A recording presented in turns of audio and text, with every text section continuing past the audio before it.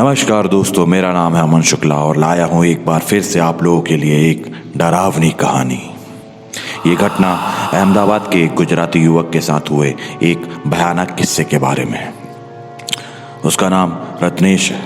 वो अपने माँ बाप के साथ जनकपुरी में रहता है। उसके पापा मिठाई की दुकान चलाते हैं और माँ होम मेकर है। 5 साल पहले की ये घटना है जिसकी वजह से वो आज भी डरा सहमा हुआ रहता है।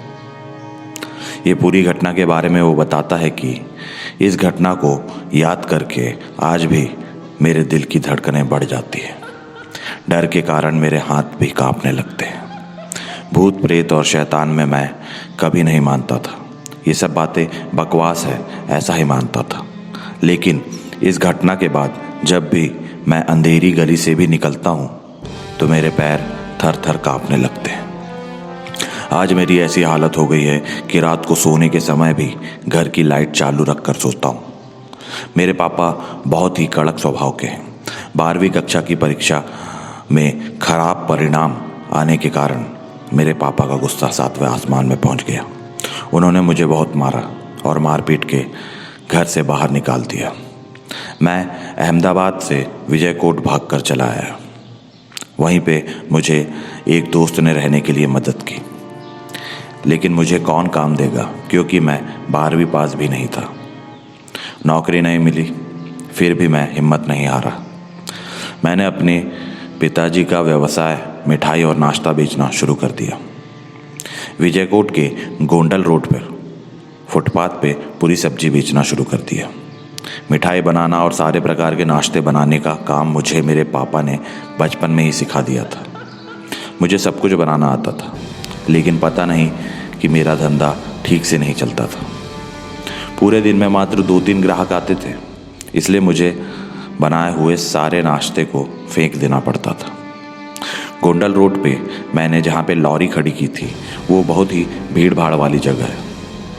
मेरे सामने सारी लॉरी पे भीड़ लगी रहती थी और मेरा ही काम बंद रहता था। मैंने आखिर में हार मान ली और सोचा सब कुछ बेचकर घर वापस जाकर पिताजी के पैर पकड़कर माफ़ी मांग लूँगा। उस दिन दोपहर के 12 बजे मेरे डर की घटना शुरू हुई। मैं अपनी लॉरी के पास खड़ा था। आसपास में बहुत भीड़ भी नहीं थी। मैं पास ही में दीवार पे पेशाब करने के लिए गया। मुझे एक ज़ोरदार झटका लगा।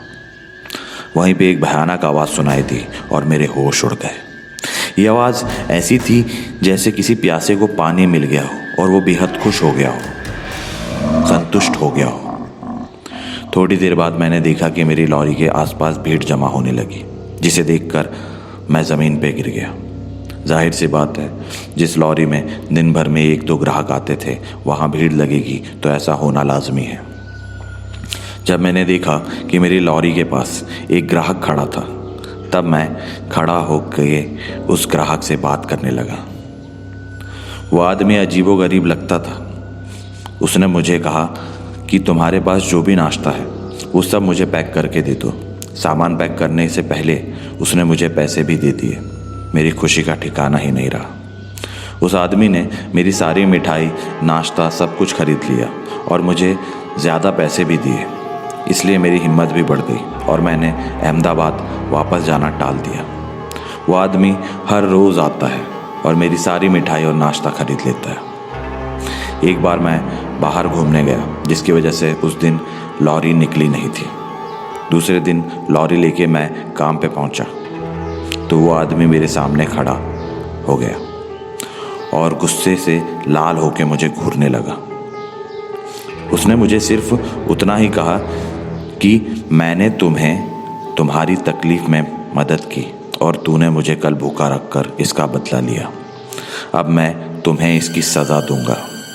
बस इतना ही बोल के उस दिन उस दीवार के पास पड़े पत्थर की तरफ वो गया जहाँ मैं पेशाब करने गया था।